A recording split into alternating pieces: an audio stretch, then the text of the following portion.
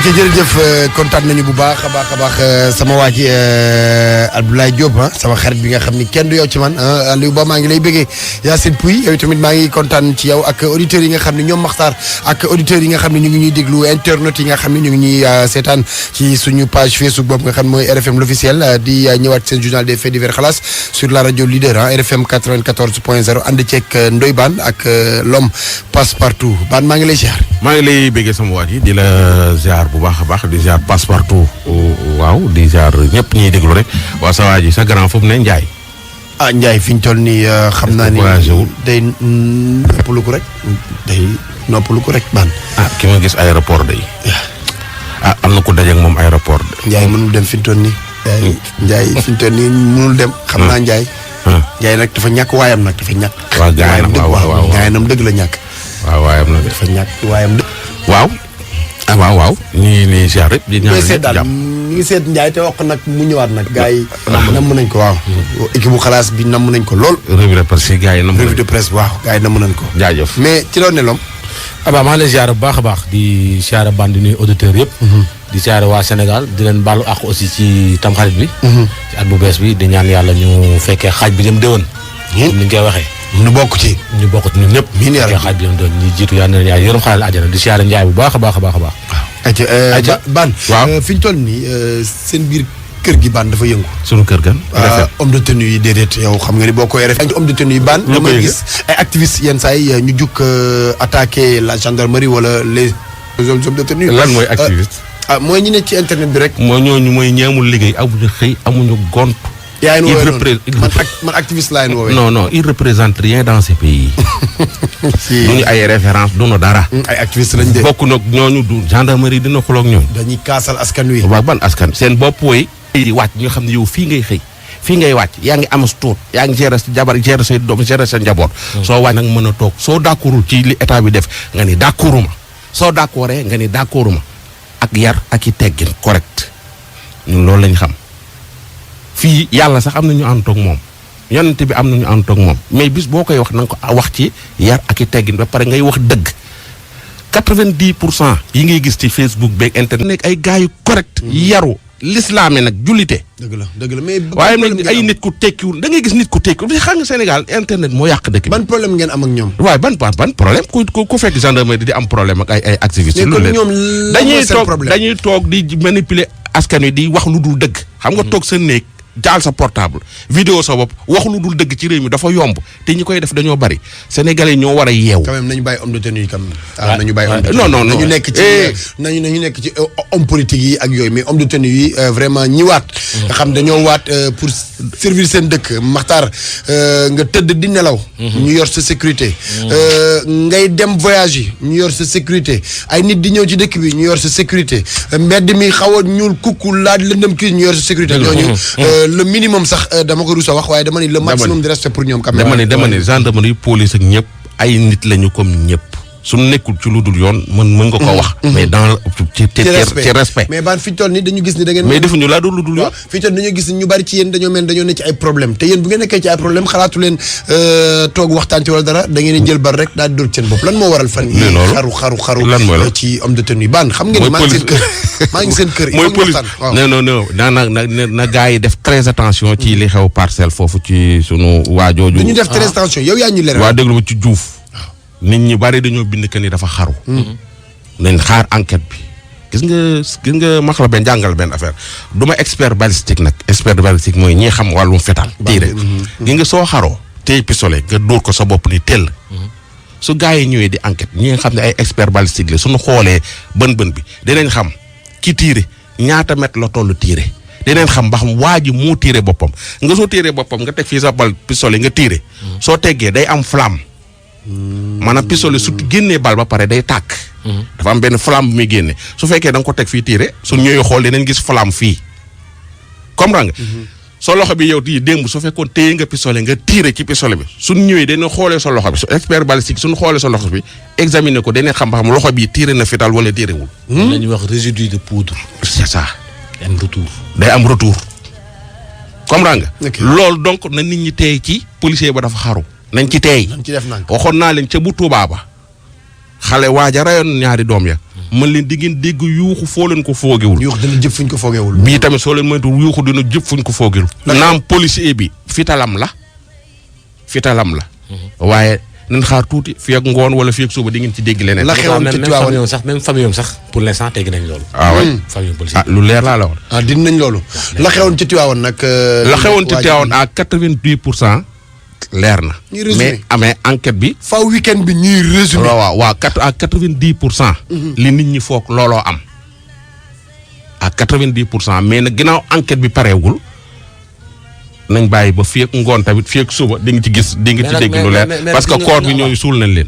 gis nga Aba ci côté force de défense et de sécurité yi moi je pense que il faut que nga génn soit nekk ak ñoom ci côté liggéey. pour au moins yow.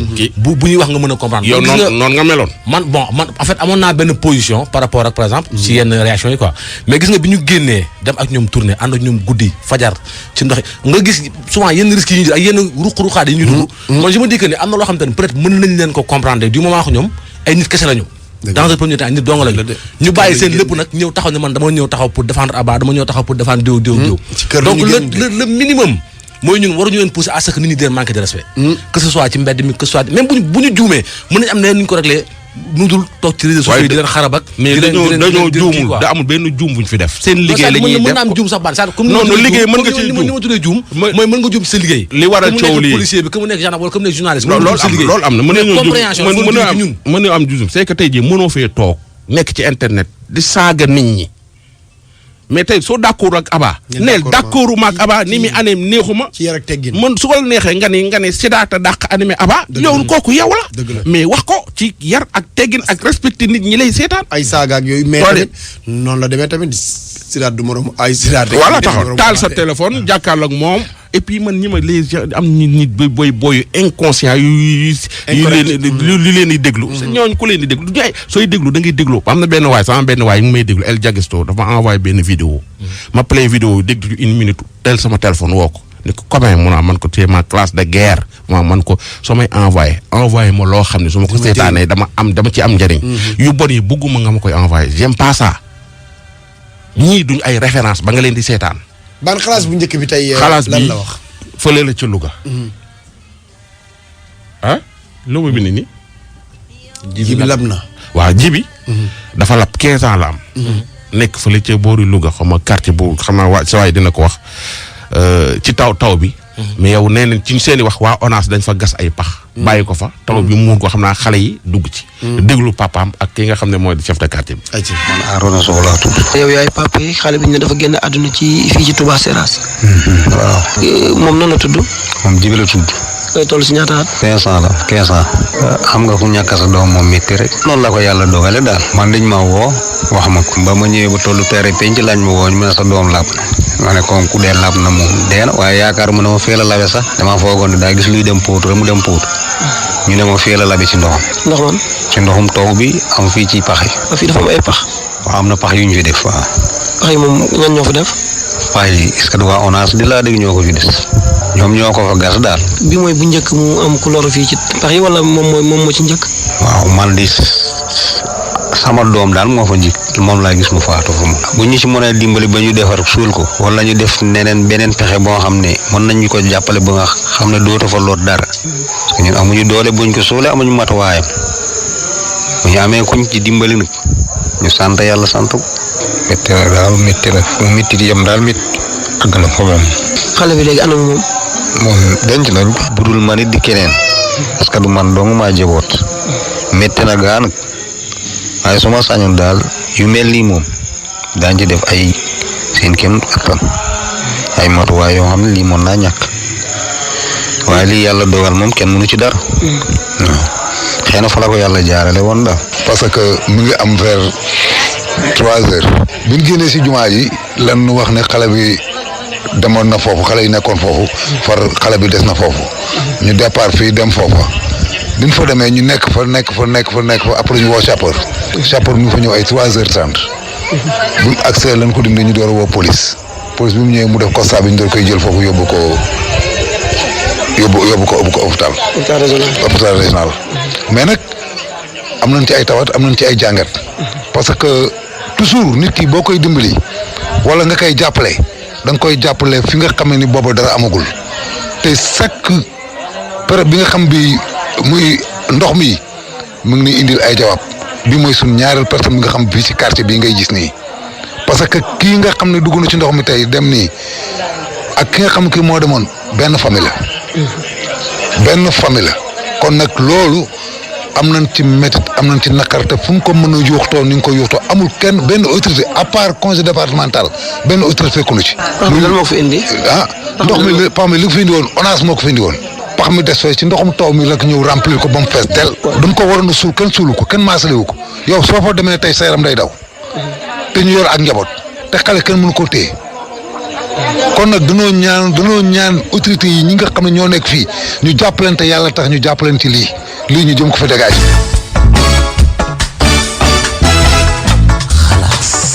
vraiment. ñu ngi remercier mon ami Galaye. nekk ca Louga ñu koy ziar bu baax a baax ak Mr Laye Ndoye. Galaye correspondant. Galaye xalaas la bokk. dégg nga Aba. booy bi looloo ko rey mais su fekkee li ñu wax dëgg la. ONAS dañuy suul seen pax yi. ma pare kilifa yi téye seen doon. nañ téye seen doon. surtout voilà surtout. c'est-à-dire muy taw sax muy taw wala mu taw ba am na nu mu mel xale dañu war a téye ban loolu dafa ma yóbbu ci li xewoon cité imbécile. semaine passée loolu waxuñu si. waaw xale bu jigéen ba am 13 ans bu ñu fa yóbbu woon. waaw violé ko instant mi ngi ci yoon. waaw mais ban cité boobu il faut ñu jug si. cité boobu. wax nañ ci de xam gaa nga. yi cité boobu nag c'est-à-dire bu ñu def ci wax mais dañ cee war a jug ma ci félicité ban waa Sénégal. waaw ak waa police. waaw. gis naa ñu. loolu nag bu ko autorités yi gisee nag war a xam ne saa yi fii duñu war a bàyyi nii. sérieusement gaa yi ña ngi ci de. parce que amul guddi gu fa police dul dugg te jàpp fa soit ku yor yamba wala jàpp fa ku yor paaka. wala ku ñuy violé. am na ku ma message keroog ne ma dañ fa doon dem benn recensement. ci affaire terre bi. mais boo ñëwee jël filiation nit ki ba desul lu mu teg empreinte am. mun la bàyyi ko. du teg empreinte. xalaatuñ ko sax. waaye ko lañ lay wax. mais am na quartier yoo xam ne da ngay romb benn maire mu muuru yor kursam di jaay caaf nii. du caaf rek. moytul ma maire boobu de. caafay. xam nga duun xaaf. waaw loo suul ci wetam. ah bon. après nag la muy jaay moom ay code la rek soo nee ko jaay ma carte bu 1000 francs war nga jaay ma carte bu 2500. Aba. waa réer na. Aba. da ngay dégg nit ñi naan. liggéeyum ndey añub doom. lu ëpp ci Sénégalais yi dañoo gëm loolu di ko dund. parce que tey jii daf maa ree ci yoon bay bëgg a dee. waa ji 43 ans la am mais maanaam munul am lu so dara munul am dara. lu tax. ba mu dalee liggéey yàgg na tukki na dem ni sous région bi. Mineebru na jàng na dawal lu ne mi ngi koy def day xëy suba fajar lay xëy génn këram ngoon dang-dangi ba ngoon mais munul am dara am na jabar munul joxe dépense yaayam mooy aawo papaam am na ñaareel. frère am bi nga xam ne moom la ñaareel bi jur mi ngi bitim réew daanaka moo yor kër gi. lii nag mu dem ci papaam ni ko papa dama bëgg nga ñaanal ma wala utal ma ay ñaan ndax sonn naa trop mun maa xëy sax lijjanti ab téeméer wala 1000 francs mu sotti. paa bi ni ko sa yaay ko liggéey ci kër gi. affaire liggéeyi nday la. yow déglul waa ji. liggéey bu ne liggéey naa ko bay naa métier def naa ma ne bar bu ne liggéey naa ko liggéey bu dul l'islam nangu rek liggéey naa ko ba am 42 ans 43 ans te mënuma réussir dara dépasse mënu ma ko am damay xëy am problème 1000 francs dama ko mën a régler affaire bi nag jaaxal ma ba jéggi daga bu ma toogee ba ci yàgg ma waxtaan ak sama xel ma ne lii kat xaral ma waxtaan ak sama waajuru góor parce que lii man am na ko war a daal ci laa waxtaan ak sama waajuru góor nag moom mu tegal ma ne dama la am loo xam ne mënu ma ko woon a wax doom na nawle la waaye problème bi liggéeyu ndey la ma ne ko xam mu ne waaw parce que ak naag man ci ne ma sa yaay mas na maa tëdd ak moom benn jour wax na ma ko joo xam si nii xaj bi topp ci ab samam sax wax jooju muy wax xaj bi topp ci ab samam sax du ko wax parce que day daal nee ma daal problème mu liggéey ndey la nag. mu liggéey ndey la maanaam dafa leen ne la sa yaay liggéeyul ci kër. voilà exactement loolu la ma wax carrément. waaw dafa ne ma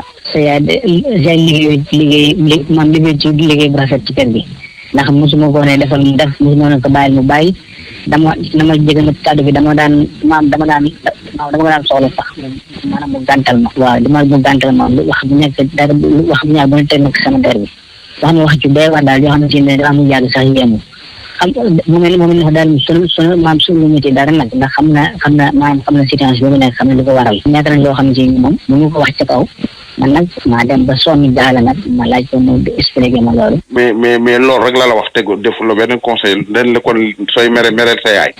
exactement ba dem naa sax ba na ma yaay jege sax sama yaay dama ko cee xaw a mere daal ndax it dem naa ba sama yaay dama ko cee mere parce que loolu dafa metti. am ngay mag wala am ngay rak. am naay rak man moom maay sama taaw yaay maay sama taaw papa. sa rak yooyee est-ce que ñoo la tane. sama rak yi am naa sama rak boo xam si ñoo bokk benn baay moom yàlla dogal na dafa tukki. bokk leen yaay. jërëjëf baay lañ boobu. ñi nga bokkal ndey ak baay nag ana ñu ñoom. ñoo bokkal ndey ak baay ñaar ci góor la jàmm ay xale lañ. est-ce que ñoo la tane ñoom. ñooñu ay xale lañ kenn ki di ma amagul sax 18 ans bu amee te loolu lay doog am ñoom ñaar ay xale lañ. li ma bëgg a xam mooy sa waajuru góor ak sa waajuru jigéen est-ce que ñoo ngeen ànd ba léegi. ñoo bokk génn kër. ñu ngi ci biir kër gi. ñu ngi ci biir kër gi. léegi kon daal mën naa ni sa waajuru góor ba léegi moo yor kër gi. sama rakk bu ma la wax sama rakk doom mbay bi ñuy ma lay wax ci picc nii daanaka mën naa ne moo yor kër gi léegi nag lu ma for indi lu ma for indi daanaka moom mën naa ne ma sama rakk boobu moo yor kër gi damay dégg ci kër gi ay kàddu yoo xam si daf may métti daal waa kër gi presque léeg-léeg sama wujju yaay bi sànni ma ko léeg-léeg moo koy wax léeg-léeg sa wujju yaay bi sama wujju yaay bi léeg-léeg moom mooy sànni ay kàddu ay taraay ponkal man jëm mu ne ci kër ñëpp la su def daal loolu la ñu ko sàcc sax ñu nañ ma ko. fekk sa wujju yaay bay wax loolu fekk doomam ji nekk bitim réew moo yor kër gi. waaw lépp koy sàcc sax ñu ngeen ko ci kër gi sàcc sax ñu ngeen ko ci kër gi waaw ma nekk sàcc sax ñu ngeen ko ci kër gi sàcc waaw daanaka lu fi réer ci kër gi ñu ne maanaam. sama yaay kay moom mi fi am na benn suur dem naa bëgg waxtaan na ba yàgg ma ne daal naa bàyyi noonu ndax bëgguma sama yaay bëgguma feneen bëgguma dara lu ko naqari te wax dëgg yàlla xam naa ne loolu su ma ko waxee dana am lu ko naqari dem naa ne bu bëggoon ci waxtaan na moom daal expliqué ko waaw man ko day ma wax sama waaj dama wax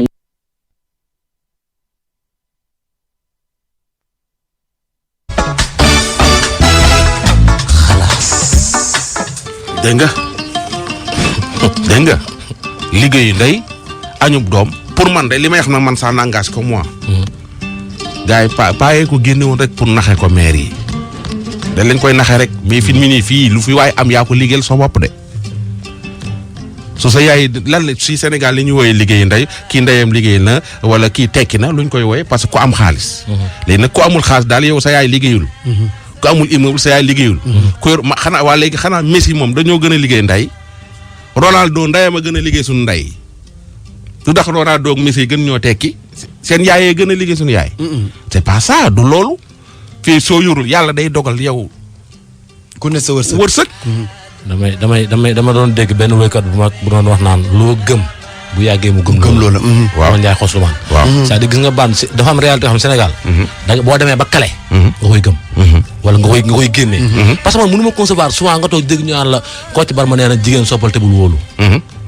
diw nee na liggéeyu ndey añu doom. waaye mais ki ñu jël nag jur ko sànni ko ci mbedd mi. wala ñu jël ko xoj ko ci mbedd mi ba sànni ko ci mbedd ba ñu for ko. mu ñëw gën a tekki ci réew mi kooku lu yaayam liggéey. lan la yaayam liggéey. waaw mais da ngay fekk ko sàcc alal réew mi. gaa yi wër ko di ko tagg naan ko sa ndeyee ko liggéey fekk ndeyam ab sàcc lu jur. dëgg la de. xooluma loolu fu ko nit di waxee léegi nag tey jii ki nga xam ne oustaz bi nga xam ne moo nekk ci koñ bi. ndeysaan di jàng alxuraan ñu koy xale yi di ko àllarba kooku oustaz boobu ndeyam liggéey ay kooku rek la ndeyam liggéey. ah dëgg la de ñu koy àllarba ki imam bi nga xam ne mooy jiite waa koñ bi kooku ndeyam liggéey. kilifa yi koñ bi yëpp moo leen di jiite. kooku la ndeyam liggéey. man daal am na benn proverbe bu ma neex. mooy ñu ne. judd bu rëy. ndey ak baay. fula ak fayda borom man daal proverbe boobu. taasukat yi ci réew mi ñoo yàq dëkk bi. taasukat yi ni naan ku am sa ndeye tax ku mënul dara sa ndeye tax. ban bàyyi ñu loolu c'est pas vrai loolu c'est pas vrai. ñun dañuy wax rek. déglu waa ji pareegul. ayca waaw léegi yow sa soxna nu mu dundee loolu waxtaan nga ceeg sa soxna. sama soxna ma ko mu ci dara moom. ndax fii nii sama soxna ci boppam maanaam parce que maa ngi moom sëy nañ parce que lu war a mat 10 ans wala ëpp na ko ndax. waaye moom itamit ci boppam dama rek ginnaaw war naa mat ay 3 mois wala 4 mois. damaa dem ba gis mu def benn problème boo xam si ni dem naa ba bëggoon ko cee wàcc. li mu waxee sama papa parce que dafa dem bàyyi ma fi dem ànd ak beneen góor njaalo ak beneen góor. metti na ma trop loolu tamit ba léegi affaire njaalo ba. téléphone am la yoroon di woote. sama rakk bu jigéen ne ma kër yi ñuy téléphone bari na te ko contrôlé ba xam xool ba xam téléphone bi ndax day ñëw di togg téléphone bi day seen mu bàyyi li doog dem dugg ci moom ñax mu génnaat jëlee téléphone bi contrôlé ko topp ko ba ci mu doon waxante téléphone lépp ma xam benn jour ma tëdd ba guddi ma woo ko ma yàlla heure yi wala ci heure bu gën a guddi bi yow day diw am naa loo xam ne def nga ko te yëg naa ko mu ne ma ko diw dëkk béréb sangam numéro nangam am na nga ak moom njaalu ngeen am naa ci lu wér woo naa ko moom ba am ci lu leer dem na gendarmerie na ba porte plainte ba porte plainte yi ñaar dañ leen woo ngeen dajee ñu sukk toog sama kanam di jooy ne ma avant ngay def porte plainte ma waroon la wax soo ma laajoon ma expliqué ma ne ko def naa ne ma def ba pare daal léegi daal la may wax su ma waxee lu dal sama xel ma bàyyi su ma ko lu dal sama xel nag ma yóbbu kayit bi ñu woo leen te boobu dama ko doon ëpp doon rek da nga ko doon tiital waaw dama ko doon tiital booba sax jàpp téléphone bi am na parce que téléphone bi man woote yëpp am na dama ko doon tiital boobu bu ma defee noonu nag mu ne ma ñoo ko dee waaye diw dëkk béréb sàngam yi dëkk bi mu dëkkoon woo maa ngi moom daje nañ nangam ma ne ko ñaaroon ngeen ko seex benn wala ñaari mu ne ko ñaari yoon waaye nag daa bëgg sàmm sutura te yàlla tax yàllam jigéen kenn xamu suturaam sama diggante ak sama turaay bàmmeel loolu li ma lay wax nii sama baay yëgu ko sama yaay yëgu ko sama benn xarit laa ko wax mu ne ma léegi lan moo ci sa xalaat ma ne ko kay bëgg ci xalaat moo tax ma ñëw ci yow mu ne ma doon koy wax sa waajuru góor ma ne ko sama soxna rek ma ne ko dama ko wax sama waajuru góor dana ma dimbali ma sànq suñu rek parce que boo waxee dana ma woo laaj man fu ma wooyee du ma xam lu ma koy wax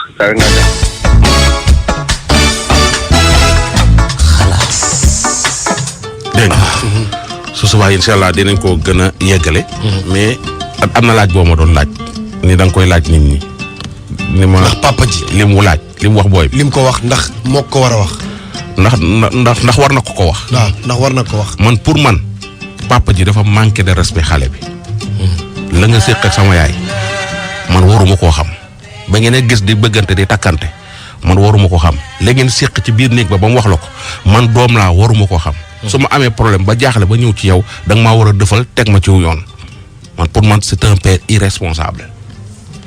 loolu sama xalaat la man. xanaa xamoo yenn saa yi par exemple. lii xew ci diggante jëkkër ak jabar. tiim sa doom mais ñaar ko seex. sëyul ni mu war a sëyee de. li xew jëkkër jabar ñaar ko seex. waaw souvent paa yi dañuy tooñ mère yi. waaw mais bu ëllëgee bu seen doom amee nu mu mel dañ ko koy xasee te fekk ñoom ñoo ko teg seen yaay. waaw. mais lan mooy li liggéeyu nday mooy maire ya nekk ci biir. mais fii Sénégal da ngay fii Sénégal pour man lañ leen woowee liggéeyu ndey maanaam ñiy rooteek maanaam di dang-dangi sonn daal boo amee sa soxna yow ngay liggéey au bureau. muy liggéey au bureau ngay wàcc mu lay toggal reer di la yàkkal ak yooyu. kooku jàggat xëy na ndax loolu la ñuy wax liggéey ndey daal jigéen moom day muñ. jabar jëkkër it day muñ. déggal borom kër ñoom ñaan ñëppay muñ c'est que xam nga ne war a sëy lan la respect la. sa jabar dalay respecté. teg jox la cër am yërmande ci yow. man pour man amour bu amee ak considération. yow tamit yow miy jëkkër. yow miy jëkkër tamit da nga war a respecté sa jabar. jox ko cër teg ko place am yéen ñaar kenn ku nekk teg sa morom sa place soo leen ko sëyee noonu doom yi baax ngeen di am te ku ne suturaal sa morom waaye tey jii sooy dangay saaga ndey sa jabar publiquement di ko toroxal publiquement di ko def lu nekk publiquement ndaw sa di ko muñ ñu ni kooku ngi liggéey ay diw mi li mu daj ci sëyam bi ay di li ko jëkkëram ji jëkkër ji wex la yoroon waaye ni mu ko muñalee loolu ça c'est de l'esclavage total loolu du sëy baan am na ay borom kër yoo xam ne ay góor ñoo xam ne ànduma ak ñoom nañuy toppatoowee seeni soxna. waaw mais am na ay soxna yoo xam ne tamit nañu war a sëyewuñ ko. waaw loolu dëgg la sëy amour la. waaw ak considération. waaw confiance ak respect. waaw loolu bu amee ci sëy. waaw mooy yaa ngi tarbiyu sa borom kër. waaw loolu boo ko amee yàlla mën naa dimbali nga am ay doom yu baax mais pas jàmm. waaw pas jël jigéen di ko jàmloo. waaw tey kii li mu wax doom ci. sa yaay moo ko fi liggéeyul am na bés ma koy sàkk mu bañ loolu ci yoonu xale bi. sa yaay mus na ma wax nangam yow mit mus nga ko wax nangam. il faut ñu xam ni jigéen ñi ay nit lañu góor ñi ay nit lañu kenn ku nekk na respecté moromam di nga mus a dee beneen góor takk sa jabar ci. mais bu yegg foofu. yooyu di nga. non non c'est vrai c'est vrai.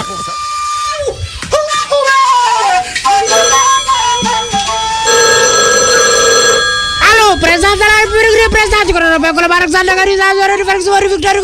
de la République ci palais de la République mu résidence du président de la République nga xam ne mooy demeure historique situé dans la carte de Dakar plateau capitale du Sénégal construit en 1902 bi sama départ ba xaw naa yàgg mu nekk la résidence officielle du gouverneur général de l'Afrique occidentale AOF Léopold Sédar Senghor Diatta 1962 Abdou Diouf 82 Abdoulaye 2012 Macky Sall depuis 2012 mu ñam fi ñëwaat fi nu xaaral ba xam kii woote bëgg a jot président de la République kooku kan la doon fan lay woote salaamaaleykum. Allô, bonjour. Oui, bonjour. Ça va, comment vas-tu? Ça va très bien. J'espère que je suis gelé par le président du Sénégal.